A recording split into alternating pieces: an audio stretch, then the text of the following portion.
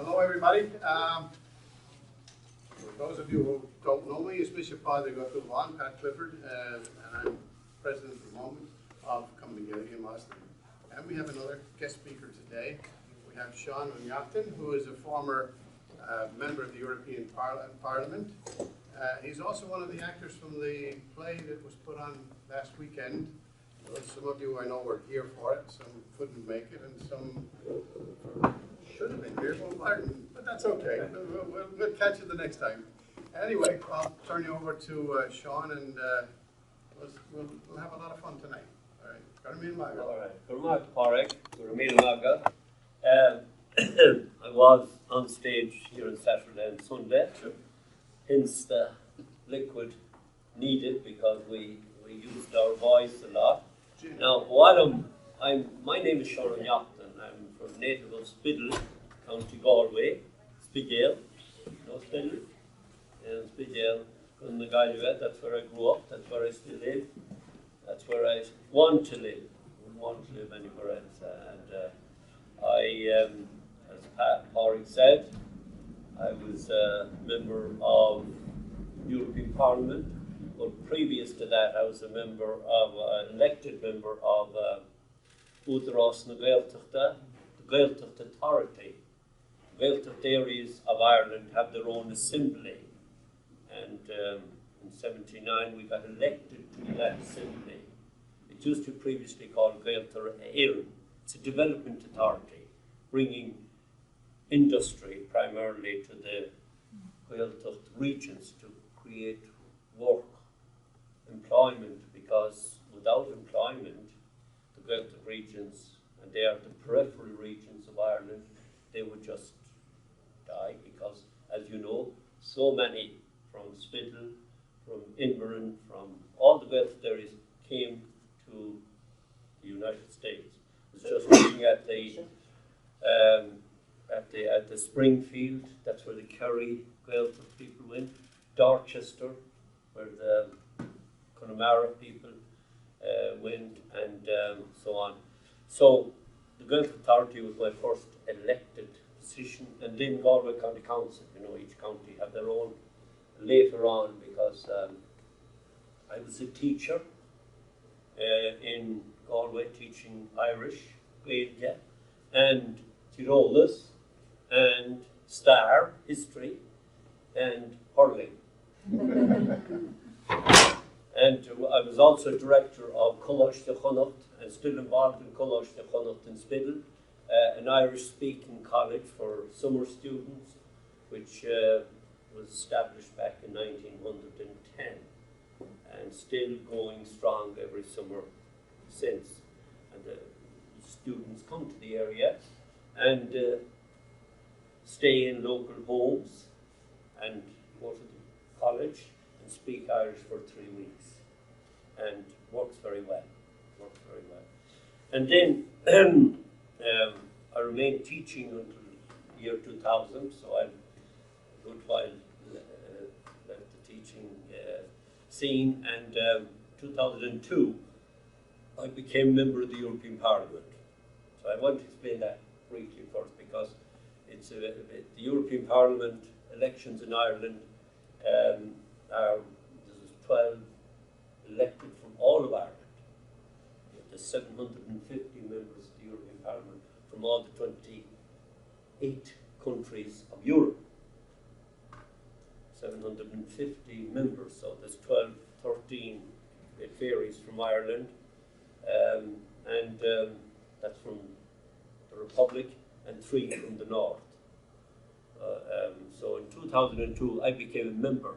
I was a substitute member, because previous to that I was a member of the Committee of the Regions in Europe, the Regional Assembly of Europe. The regions putting forward their candidates rather than the whole country region. The mayor of Rome, and the mayor of this city and that. And I represented the west of Ireland.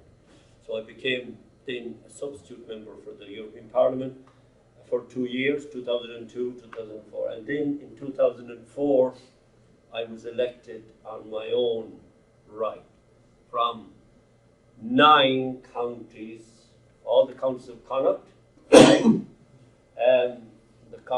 3 counties of Ulster that are in the Republic, Cavan, Monaghan, Donegal, and the county of Clare. That was my electoral region, and a huge region.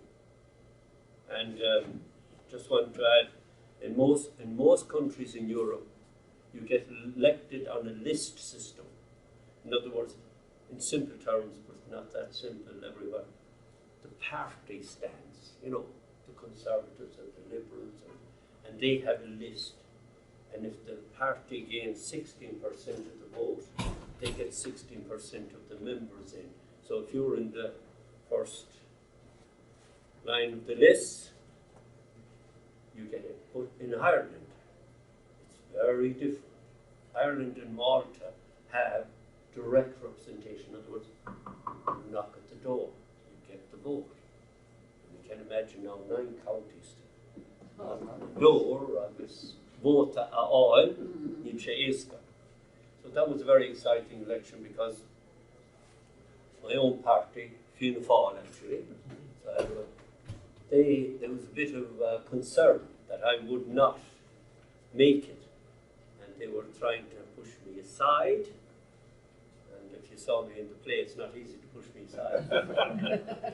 Although I'm very different from that character now.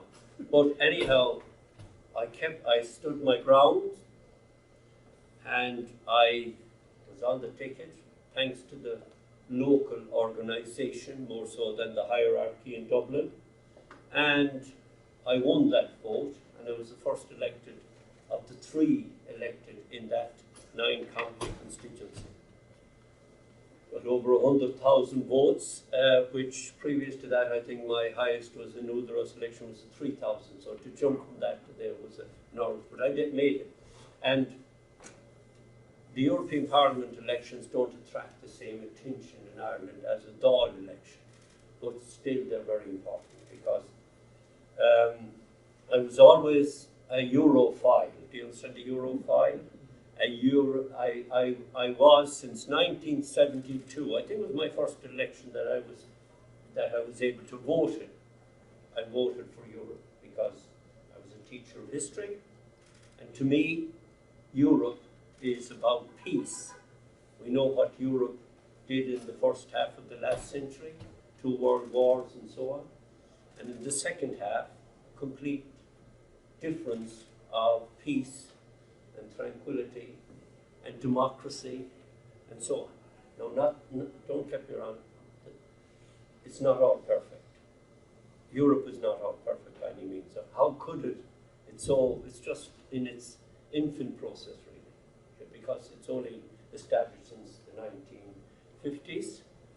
The first elections took place to Europe in 1979, and since then it has developed, some would say too much, but it's all about focal Shichon, peace, to me. Maybe others won't, but I don't mind. I give my own version of it. And it's about unity, as they say, by diversity. Keep your ethos and keep your customs and keep your language. There are 24 official working languages now in the European Union. 24. 4 countries of Europe don't have their own language. Which are they? Who are they in Europe? Anybody guess? Austria, Mabuchel, and what? Belgium, and what? I was going to say Belgium. You're going to say Belgium. Switzerland. Huh? Holiday, the Yeah. Dutch. Switzerland? No, Switzerland is not in the European Union. A lot of people think that they're not. They're very independent-minded. But they do have an agreement with us, and they're very pro in a way. And the other 2 countries are very difficult to think of the countries that we said. Which one did we say? We said Belgium, and we said Austria, and now 2 small ones. Small is Luxembourg, because they speak to the right. They're so small in there. And one more, Ilon Belson, non Will. Ilon Bel, Malta. Yeah, no, tá CnaG Malta. Tá Maltese. Canada, Cyprus, and Kipper. Agus céan teanga tagin Kipper, Gréigish, yeah. Agus tá sin, so tá na tír eile fád ag úsáid. Agus inis tá Gaeilge mar hanga ebre ó 2005. And I'm delighted to say that I had an influence to bring Irish to be a working language. It was always an official language, but a working language. In other words, that you can speak it and use it in Parliament. Previous to that, we used English here. And because when we entered the EU, or the Common Market, as it was called then, back in 1972, there was only a few languages used: French, English, German, and so on. But then gradually developed. And in 2004, there was a 10-country of the Eastern Europe entering together. So that made a big difference. They all wanted their own language. And that led us, some of us, from the Irish, to push for the Gaeilge. Mainly because a language is a symbol of your identity. It's something that measures you, gives you focus. In a parliament of 28, you have to stand out to a certain degree by the language you speak. And to me, who as a native Irish speaker, I could not countenance speaking in English continuously. So we pushed for the Irish to become, and we got great assistance from the Irish government and the Taoiseach of the day, particularly Bertie Ahern. But there was a lot of opposition in Europe to that happening. Because, for example, the Spanish Prime Minister did not want to hear of another language because he was afraid the Catalan would be, all these things have to be measured and brought in. But we got the Irish through eventually, and that was a big plus, because after that I could speak in Gaeilge at plenary or at Parliament level now. At committees, that doesn't work anymore, because you have to, you're into very intense work and so on, and they use English there all the time. But when you're speaking officially, the Gaeilge is now a working language, and some members use it, some members do not.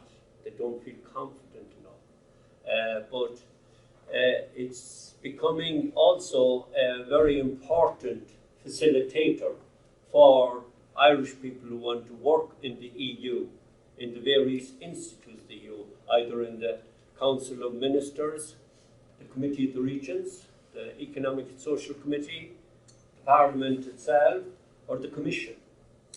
And before this, previous to this, you had to have 2 European languages before Irish became, and then that meant Béarla, agus Frankish, no Germanish, no Idalish, no Spanish. So, it was now Béarla agus Gaeilge will be enough for an entry. But in Europe, I believe there's a multi-language necessity at times. And of course, if you have 2 languages, the third language becomes easier and so on. And they do that. They're multilingual in many countries, especially the Dutch, the Belgians. They speak several languages very easily. And but it's a source of facilitation for Irish graduates to come there. And also, of course, the linguists are needed now. There is now, if I speak in English, it's simultaneously interpreted through the other 24 languages, like that. There's hardly a delay. It's done through the medium of English, and then the English is picked up simultaneously. Teangarocht, interpretation. Ko-oinach, simultaneous interpretation. And those are very good jobs. Legal linguists, how to put the language on paper in a legal format. All those jobs, they're waiting for people now. So with that, we are taking our place. Now, that has become a source of attack from some quarters. They call it the Tower of Babel. Too much languages and so on. But if you go back to the principle of unity by diversity, it is what we stand for. So to bring a very diverse group of countries together and manage them to cooperate together through the various legal and linguistic and so on paths that they each want is a difficult job, but it is succeeding. And it's much better than what went there before it. So the language, the Gaeilge now, as it stands, needs to be supported by the parliamentarians, and only one of them at the moment is speaking, is able to speak, and that, you know, that position is not a strong one. But previous to this, myself and Barbara de Bruin and others used the language continuously. Not the agus but because no matter what. And it was a source of pride, but it was also a source of fun at time, because there was a commissioner there from the UK called Peter Mandelson.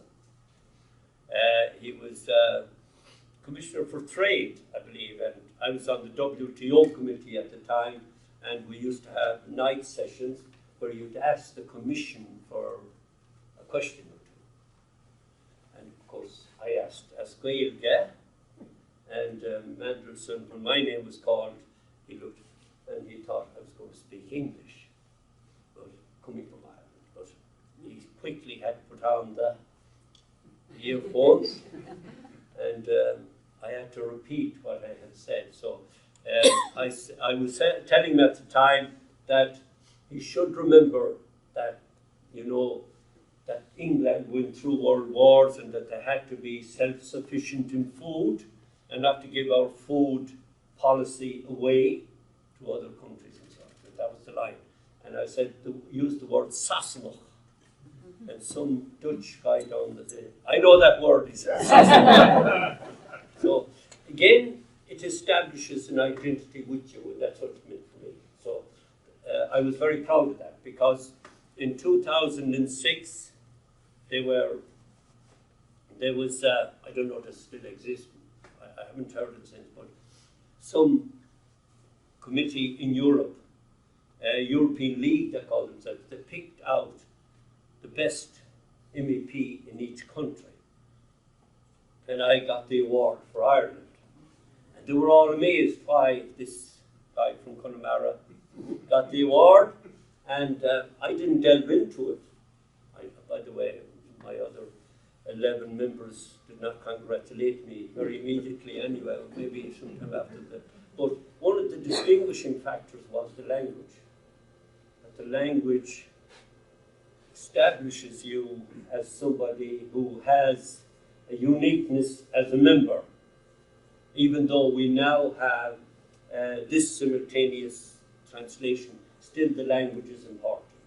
And that's why people say the European Union is in itself a unique existence because of trying to bring about unity by diversity and strengthening the diversity of the various countries while still having a unity of purpose in the various ways that we want to promote Europe by trade, by peace, and by all the actions that we take.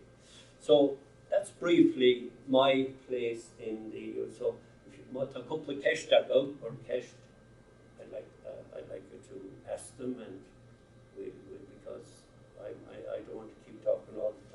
sure you might have some questions on that aspect of things. An gap to a law anna in Europe.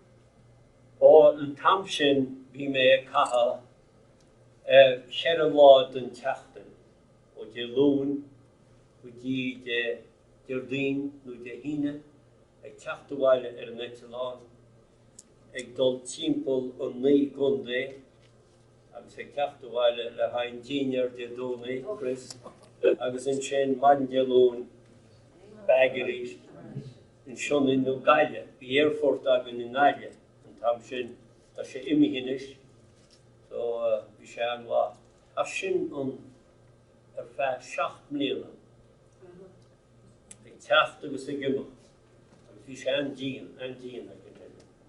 Yeah, very difficult, lots of travel, you know. Ag dul gin Brussels trí seachtain dun bhí in Brussels agus in sin seachtain bháin in Strasbourg. You know. 1 week in Strasbourg for the plenary, the overall meeting, and 3 weeks in Brussels for other meetings, committee meetings. I was a member of the Fisheries Committee, a big question mark in the fisheries. And not everybody in Ireland agrees with European Common Fisheries Policy because in Chias Gimach, big ships, they told Gachro. So I was on that committee and various others. In Kestele, Are you still a member of the European Parliament? no, I retired in 2009, hence the play. How could I be a member if I'm doing that kind of play particularly, or any play, no time. So I retired in 2009.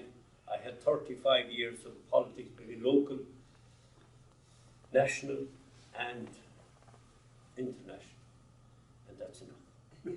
There's a time, what does Willie know was a Willie, there's a time to fold them, there's a time to fold them. So yeah. Did you say there were 3 members from Ulster? There are, yeah, 3 members from the 6 counties. Yeah. For representing the United Kingdom, along with the other members from all over the United Kingdom, yeah. But they were invariably were very pro our stance on Irish things, the island of Ireland. Of course, you know what's happening now, the Brexit and so on. So if you want to ask for that, I'm fed up of it. So it's going to be important in the European scheme of things, and as they are, at this very moment, they're haggling. But I believe they'll come on a form of agreement that will satisfy everybody. Because again, that's Europe. They will discuss it to death and then bring it alive in some form. Because they want an agreement. They want a deal. There can't be a no-deal situation, really, because planes have to fly, trade has to go across borders. So, like it or not, the UK will have to come to some form of a deal. Of course, they'll haggle up to the last minute, but there will be a deal. Now, what happens outside, and by the way, even though I am a member of the Republican Party, I do regret very much that the United Kingdom are leaving. Why? Because they were our closest colleagues. And losing a neighbour in the scheme of things is not good. Not good for our trade, not good for our industry, not good for anything.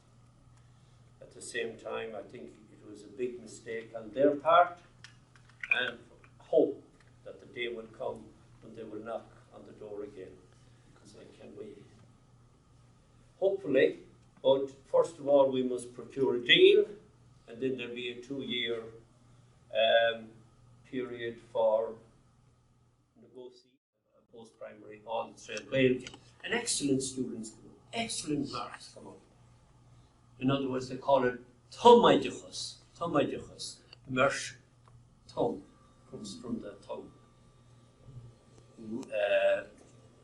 Not ectoma. Ectoma, sheath, immersion. So look at that word now as well. No, it's Sean Cushton here telling you about it. It's what I always say about the language.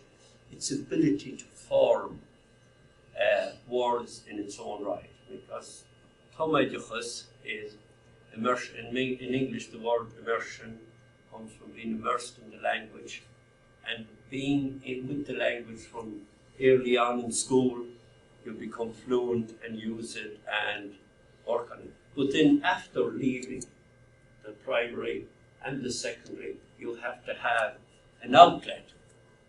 That's the problem. That's the problem. But then Radio Nagelta and TG Cahir have done enormous work as well. And another thing that has happened again, the Gaelic has become fashionable. If you stand up in O'Connell Street now and speak Gaelic, people will be coming over and they say to you, "Oh, I'd love to be able to speak." 50 years ago, then you go back down home there, what are you doing there? But it's changed. I mean, it has changed. There is now a very, very good attitude to speaking of Gaelic. And that in itself is progress. We have to keep that progress up.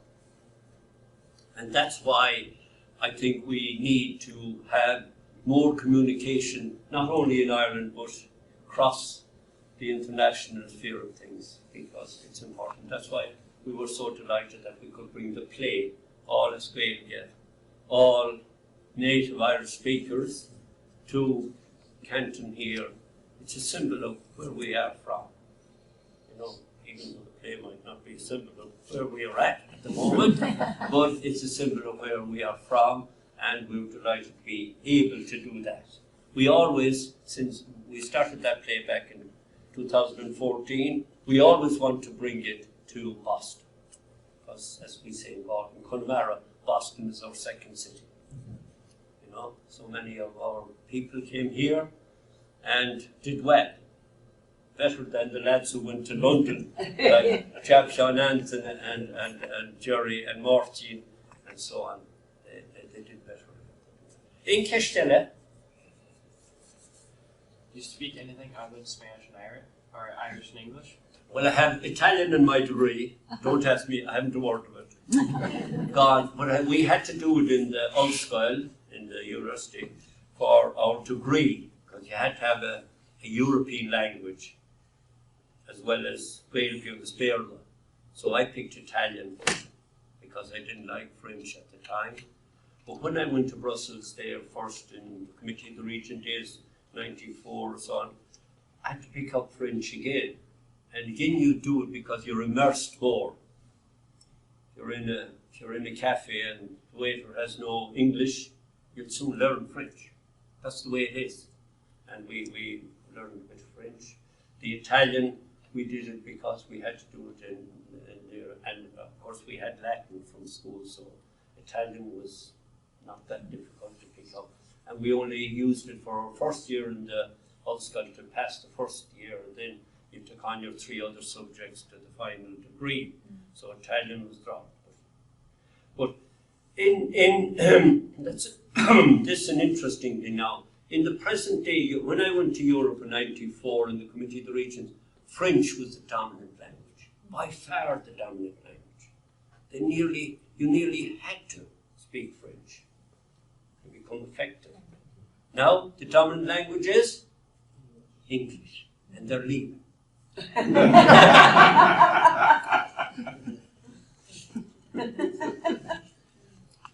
So who'll carry the baton? Huh?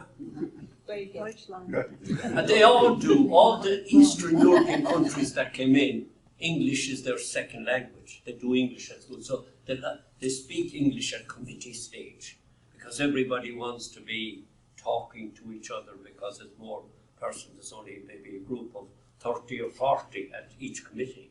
So they like to be able to talk without the continuous speaking or simultaneous translation, because you only have 5 or 6 languages done there, you know.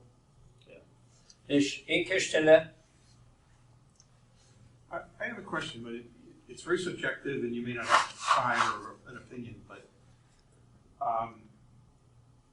being a native Irish speaker, I know you grew up after the change in the language and the old script was gone and the new spellings were there, but do you feel that anything that the language lost anything in the last 100 years, or I mean, I know if I pick up a book in Old English, I don't miss it at all. You know, I wouldn't want to have anything to do with that. But you know what I'm saying? Is the new Irish as good as the old Irish? Yeah. Oh, I think it's better actually, because as I said there a while ago, I think the Irish language has a very good ability to progress itself into new words. For example, the word for computer, "riomhara," comes from an older Irish word, "riom," to count. Riom, verb riom. And riomhara then, a counter, which is computer, computing. And therefore it didn't go, like many other languages, to computer. Now, a lot of languages is nowadays are copying from English. But English, of course, was the greatest copier of all. It was where other languages was used. Any word in English comes from other languages. They didn't have based their own, but Irish had. But I think nowadays there are new words coming into the Irish language. Like I heard one the last day, which we don't use very often.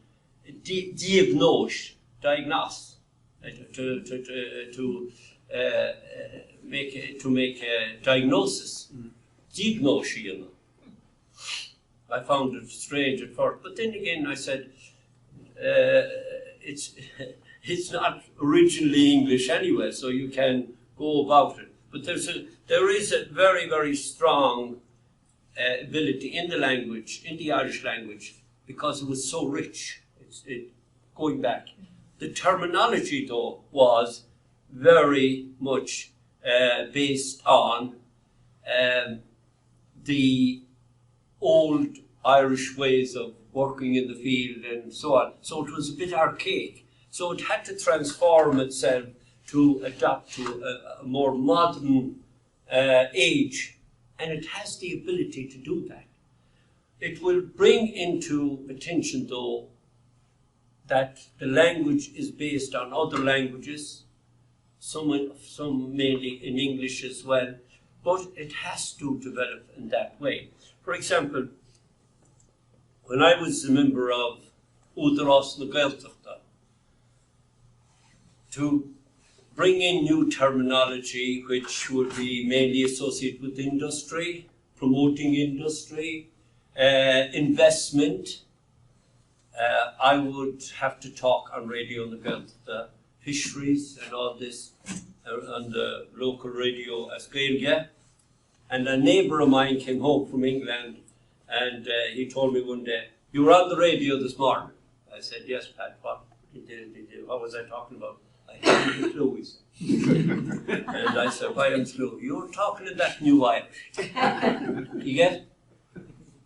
But it's, to me, that new Irish is developing, and it has to have the ability to form new words to bring into attention the new and modern age that we're living in, and it has the ability to do that. It's difficult, though, to do that unless there's a lot of people using it. And Irish now has been, revalued in terms of grammar and so on. I was just today actually looking at an app there. I was talking to Chris about an app called Tanglum. I don't know. Isn't it amazing? Yes. You know, and all in that Tanglum, the little app, which I have to use myself at times because words go, whether it's a senior moment or not, words do go, but Tanglum, just tanglum.ie, put in any word, stress, exertion and so on, stroll, and then go into the grammar of it. It's brilliant. Brilliant, even for... Can you spell that? Tanglum, I can, of course, Tanglin, Tanglum. It's Cade Tanglum, What is Tanglin is so very car? Tanglin.ie, Tanglin.ie, and it's an app. But if you put in Tanglin, there's no. Tanglin is a language laboratory. And really, that's what we Tanglin. You know, like Oherlun is, and all the Luns. Yaulun, Sorry, Sean. Bealun, I'm saying to them, so that Chakras. it came about because we saw this FIS is coming. Oh, FIS, yeah. Well, he said it's FIOS or something. FIOS or FIOS. And I said FIS, you know, FIS. So This is knowledge. yeah, so I said that comes from the Irish language. So I don't know whether it did or not. But I could say FIS. Yeah. Blazingly fast internet speeds did come from the Irish. Is it, you haven't, the Irish language is a very ancient language, you know that, you possibly heard this before. It goes back to the root of all languages. Am I going back far enough? They said that the language that developed from the beginning of civilization was the first language, I think they called it Hittite or something. Would people know that? Indo-European and all that. Is there some professor of Indo-European languages here that would help me? Because I'm 20 years gone. Some of this stuff I forget, but this one I remember. Now, the language that developed in the cradle of civilization developed along modern-day Mesopotamia, the land between the two rivers of the Tigris and the present-day Iraq. And that language died in the center, but lived on the periphery. In other words, people moved from that area, moved east, moved west. And part of that ancient language is preserved in the Celtic languages, of which Irish is one. But it's also preserved in other ancient languages that are found in India, for example, Sanskrit. And the distinguishing factor of those languages is the prepositional pronoun. And foranum revoclo. Prepositional pronoun like may, which is pronoun, and lay is preposition, and put may and lay together, you get lum. Lum. And in French it's avec moi. It's separated. And in German it's separated. But in Irish it's one. Lum. They combine the preposition and the pronoun. Am I making sense? Yeah. Am I too grammatical? Dramatical? But that trait, that ancient trait of languages is only found in, that is a remnant of the Hittite. Because today in Sanskrit still found in the ancient language of India and in the Irish language. So it gives you an indication of its age. Now, a language like that, of course, has the difficulty of, unless it's preserved, it will die. There's something like 30 or 40 languages annually dying all over the world. So, the preservation of a language is an enormous task and must only be accomplished by great help from the government. Now, in Ireland, since the founding of the state, it has been preserved with great difficulty. But it is government policy of all parties to promote the Irish language.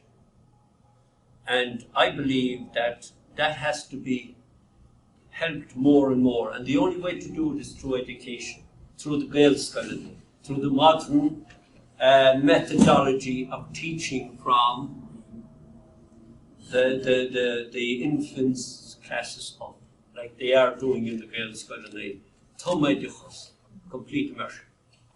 And that now the penny has dropped on that.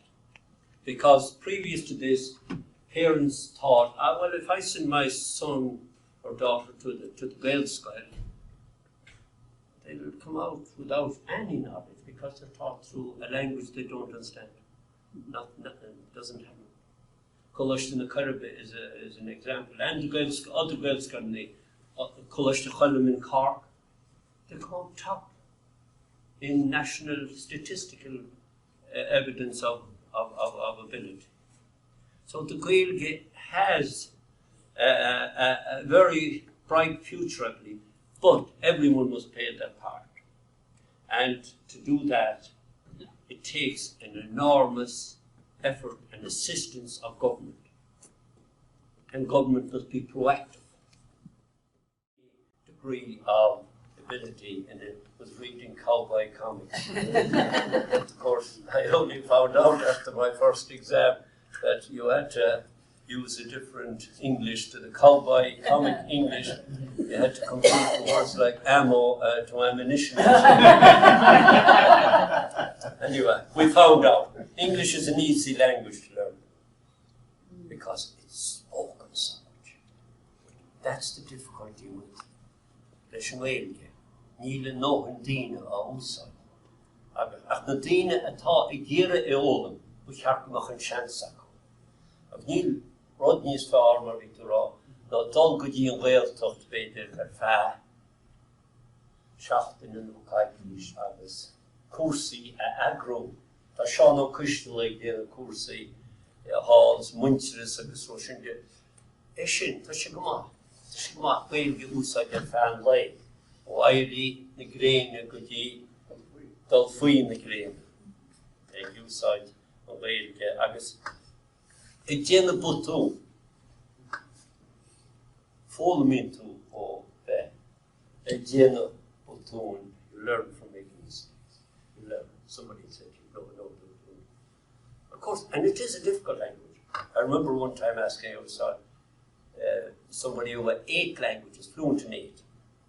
Irish and fluent. He was an American actually, and I asked him, where did Irish come in his 8 in difficult terms? Because I never had to learn it, so I didn't know.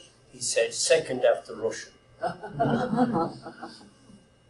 And we were in a taxi the last day, and where, Chris, in Boston was that? Yes, And the taxi, we were talking Irish in the backseat, and he said, is that Russian you speak? I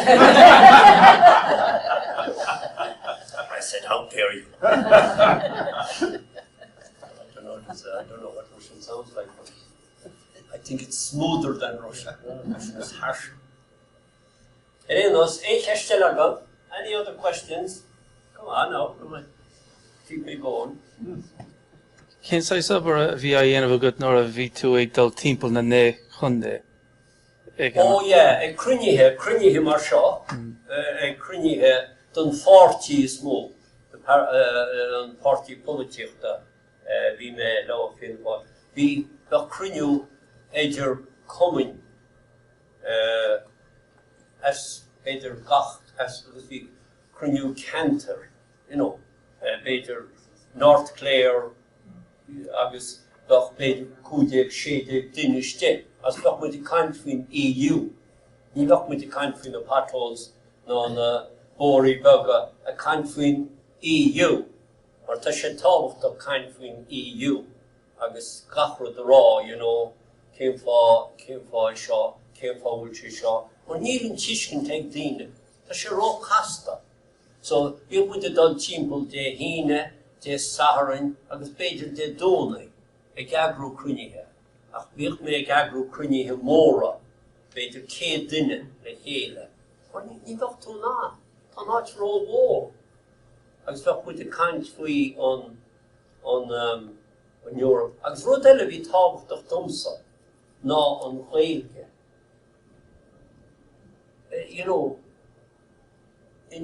In the political format of things, the Irish language throughout Ireland was a welcome side in their eyes, and using the Irish language as a means of communication, and that was very beneficial. So I'm only trying to bring you across in the politics of things, because they knew that I want to promote it, And in every society, there are people that they don't have the opportunity to speak out, that the language is important to them. But when you get in and talk to them, it gives them that avenue of saying, yeah, we like that. So one man I remember who was, he thought he was a very astute political observer. He told me, when I went to the Parliament, drop the O Neachtain now, he said, and come in as O Neachtain. Because that's the English for, I said, no way. And actually I was right, because even people up in Leitrim and Cavan were saying, the man with the Irish name. Couldn't pronounce it, but they could vote. All you had to do. The long name, down there at the bottom. Bad people. So Shinen Ruderin, you know, I don't think Bishishinan Crew. Because I remember when I got to Roscommon, I was in a ditch 3 times with ice and on the road. That was difficult, but it was well worth it, you know, because you had to keep the people. And we did things like newsletters and so on across. But today it would be easier because social media has become a great facilitator for people involved just to get your message across. It's not the only thing. You need the contact from time to time. You do. You need to come to meetings like this and talk, and people to get to know you and know what you for bad and good. Yeah. Kveid Ashtory Gober in Brussels. Ó tá go leor in ish, tá mar dear tá siad gobar sa Parliament, tá siad gobar Corlin na Nari, tá siad gobar in sa Comisiún, agus tá, you see, Ashtory tá siad in sin má bhíon daoine lorca, ach an sin tá daoine gobar takes anna, ag Ashtú takes anna gach takes. A churtar machan is caffar a chuisteach sa teanga epigiúil. So tá bhaid níos mó ebre in sin. Agus go háirid an obair sin a Dr. Legal Linguist ní bháin a chur síos sa Gaeilge, ach a chur síos go tleach sa Gaeilge. Ding tú I gceart. Caiig tú bheith ceart, ní féidir le bheith a gúsáid fochlíocht nach bhfuil de réir an dilí in éon teanga. Cai sé bheith ceart. Agus sin tá go leor tá gáantanas daoine inis, tá gáantanas mór, agus níl na daoine ailte néiring chun an obair seo a dhéanamh. Just níl bhá and the president said, dúirtin tucht arán, that's the easy part. The difficult part is put down in legal format. Because if, for example, like the treaties, like the New Deal, that the Brits and the European Commission, unless that is in legal format and exactly correct, sometime into the future, somebody will jump and say, no, that is not the meaning. So the meaning has to be right. So, ag ashtru isteach, kasheve barn. So sin not tá go leor obair, agus tá go leor seansna, agus tá go leor buntáistí ag daoine ógan is dul agus an Gaeilge a ólam, agus post mór áil sa Comisiún. Ícinn tú ach cáin an ísio. Má tá tú ag obair san Eorop. Má tá tú ag MEP, ícinn tú an cáin sa Bhaile. They'll get you. Anyway. Sinead, yeah. Sean, in a pointje sin. Dear me, Sean Bear EU and Údarás and Realtness na Haile, those 3.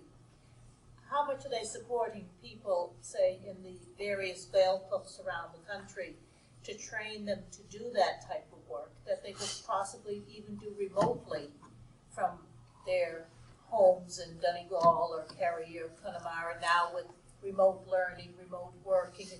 How much are they putting into the infrastructure development and education to get people to do that type of work from? Of course, a native speaker, so to it's speak. demand-led, you know. If the demand is there, it will follow. Now the universities, University College Galway in particular, are carrying out courses in this. But it's very intense work, you know, it's not just, you need good Irish, very good grammatical Irish. We also need good English, or possibly also fluency in French to make, I'm talking about the legal aspect of it. The Atangaracht, it's good, you could become an Atangara or interpreter from English, Irish, but you'd also really need French and possibly German or Spanish as well to be semi-fluent in some of them, but to be really fluent in Béarla agus Gaeilge. So, but the Gaeilge brings a new opportunity, and it's only relatively recently more that this is all starting. So it takes, like everything else we Irish do, we take a long while looking at it before we do it. And it's good to have that attitude, but now, as Maurice said also, with new methodology, new technology. For example, when I was a member of the Rostaganta, we used to put up factories to make something. Do something. A bit of metal work or something. Now, it's all, what we're looking for now is broadband, high-speed broadband, to be able to do the modern technology, to work from home, and that will possibly be the saviour of rural areas, that people can actually work at home by having a strong enough service abroad. And we're fighting for that continuously. And the same thing will come in now to using the Gaeilge, as I said, when you see apps like the Tangle and so on coming into formation, it's limitless what can be done. But it's also important to stress that the Gaeilge is a very modern language that can be beneficial to you. When I was going to school in St. Joseph's College in Galway, in secondary school and post-primary school, Gaeilge to me was just, it's another subject. And it was easy for me because I spoke it and I was put forward. But when I went to university and when I learned the depth of the language, the history of the language, you know, the Foranum Revokloch, where it came from and so on. And that's only one example. I suddenly got a great feeling of attachment to the Gaeilge. I mean, it's something I had. And at that time, I was doing geography, which I loved as a subject. But at that time in University College Galway, you could not do geography for your final degree without doing it with history or some compatible subject, archaeology. But I wanted to do geography on the Gaeilge in my final degree. But it was a no-no. So I had to go to the academic council and get approval, which I did. And I was the first to do Gaeilge and geography. And you know the name of that degree now? Degree Chonamara. I started a revolution. Came Chonamara.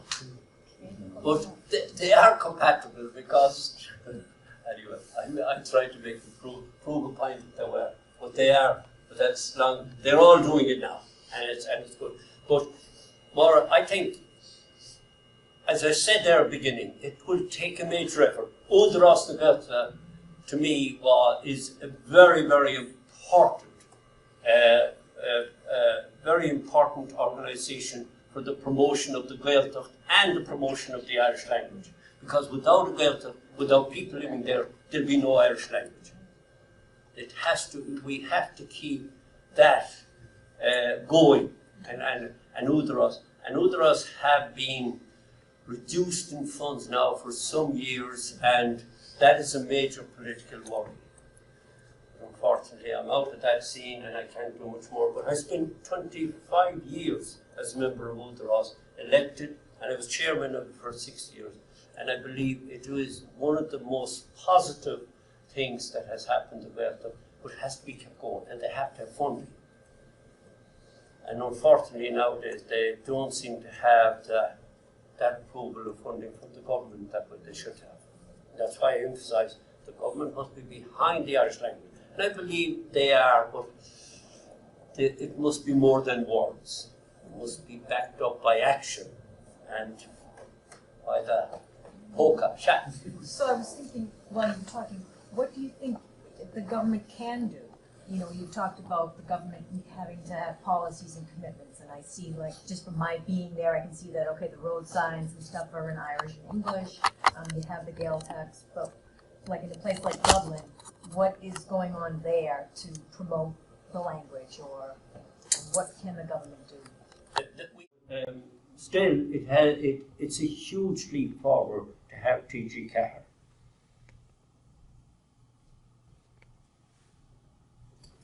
I remember 5 to 10 years ago, Ireland was one of the 5 countries in Europe that the economy was really bad. And then a lot of young people, they just can't find a job or something, so they have to go out. With the Brexit, do you think this is a burden or an opportunity? Oh, Brexit is a challenge, a challenge for Europe, but definitely a challenge for Ireland.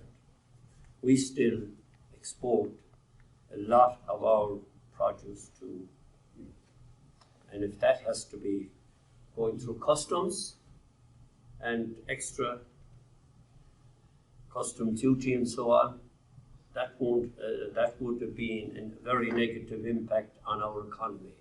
Let there be no doubt about it. But as I said earlier, I believe, strongly believe, that there will be a deal which will please everybody. And there probably will be an election in England or in the UK in the next few months, and things could change there. But the one thing that I think has happened from the whole Brexit episode, that Europe has stood together, you know? Then what do you foresee what Ireland is going to do other than promoting this kind of?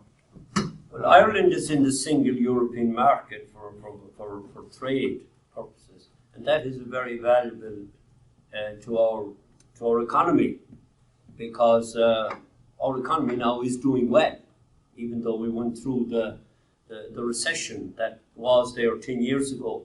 Our economy improved greatly, and as I said a while ago, on a per capita basis, it is the second strongest in Europe. But all of Ireland is not equal in terms of economic progress. For example, the Gaeltacht areas which I spoke about would definitely be way behind the Dublins and the Cork cities. So there is a rural-urban divide. And that's why the government, in its last act, the budget of recent days, they have brought in a carbon tax, which of course most people agree with. But it's all very well to bring in the carbon tax, and because you have public transport in Dublin, which is very effective in the city area. You go back Connemara, you must have a car to go into Galway. So things like that, that's a big challenge in Ireland. And that's why Údarás na Gaeltacht, the Gaeltacht Authority, wanted to bring employment to the Gaeltacht regions to keep the Irish communities alive and therefore keep the language alive. That was our mainstay. We tried everything to do that. We put fish farming back in Carna, you know, because that was a natural industry. Ran into trouble, you know, ran into environmental activists. But it was an effort to try and keep communities alive, because there's nothing worse than a community dying. There are places in Connemara like Rossmuck, there's no young people staying there. They're all over here. Huh? They're all, yeah, they're there.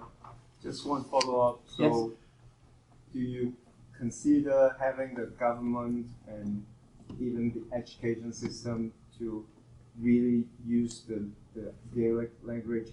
Would that be a burden, or would that be, in your opinion, would that be an opportunity? It would never be a burden, because I think the Irish language is more important than just it's part of what we are. And all governments give it lip service. But lip service is not sufficient. It must be backed up by practical methodology. some governments are very slow at that. Some of them, not all of them. But of late now I'm getting worried. I'm worried anyway when any crowd except my own are in. But however, anyway, I believe that they must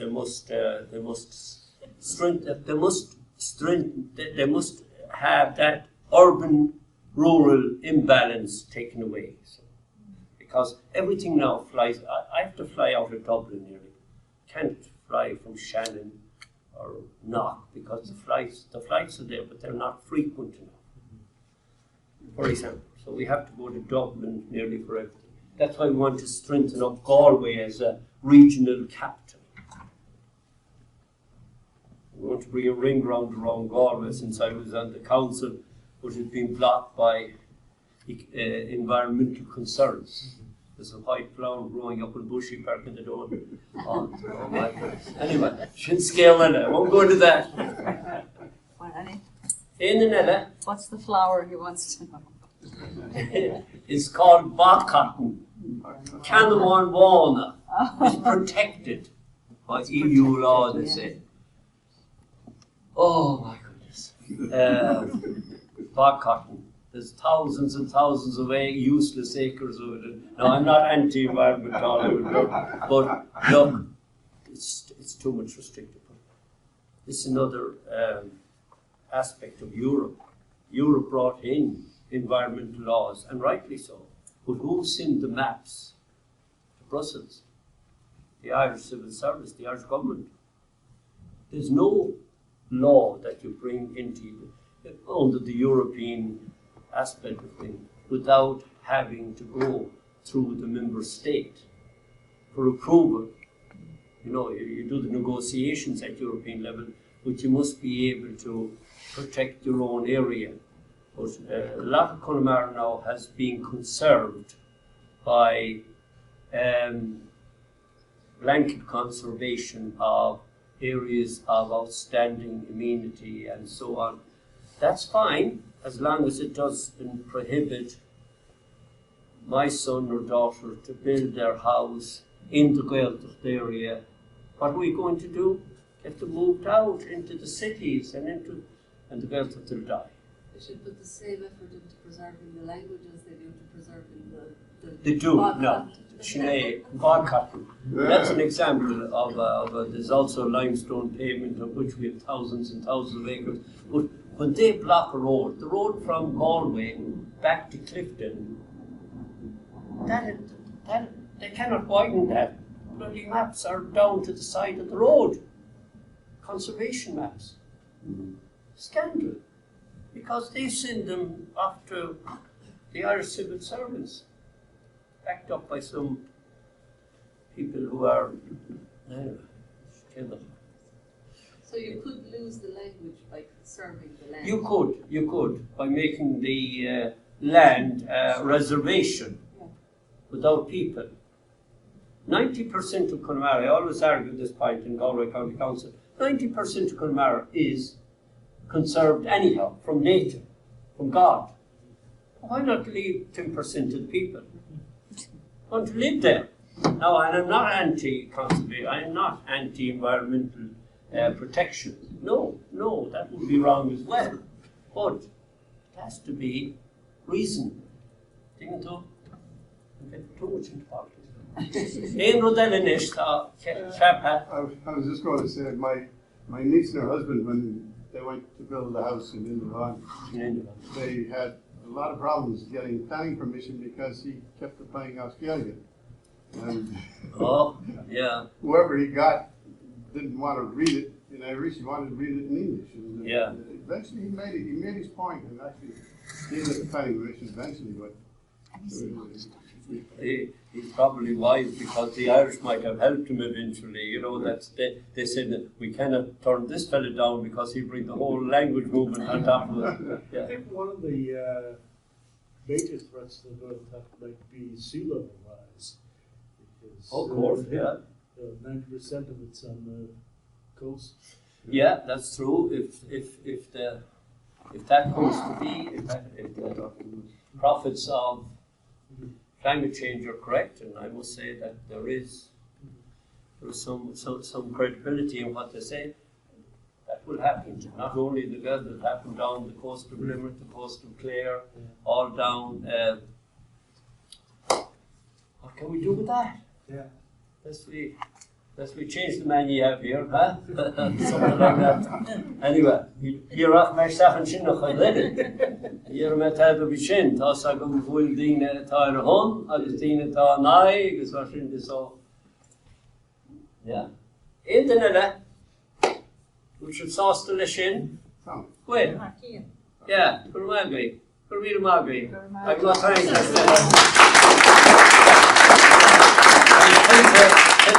Shandy, but the whole thing. Well, they're doing Massa Holland. Yeah? But they're big time. Te Belg. Suppose you imagine Te Belg agus Te Mór. Te Belg, yeah. Gwr mi magari, and that's country, agus, kun you go weilge, I gimocht, fólum gurt, fólum waina,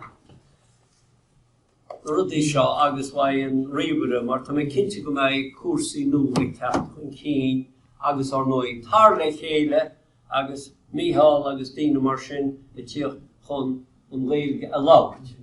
Or níl ein teanga bio gan ní a laucht. Bethe teanga a laucht. Bethe teanga a laucht. Bethe teanga a laucht. The health of a language is in its speaking. So we'll make her Bethe teanga a laucht. Gurmagi.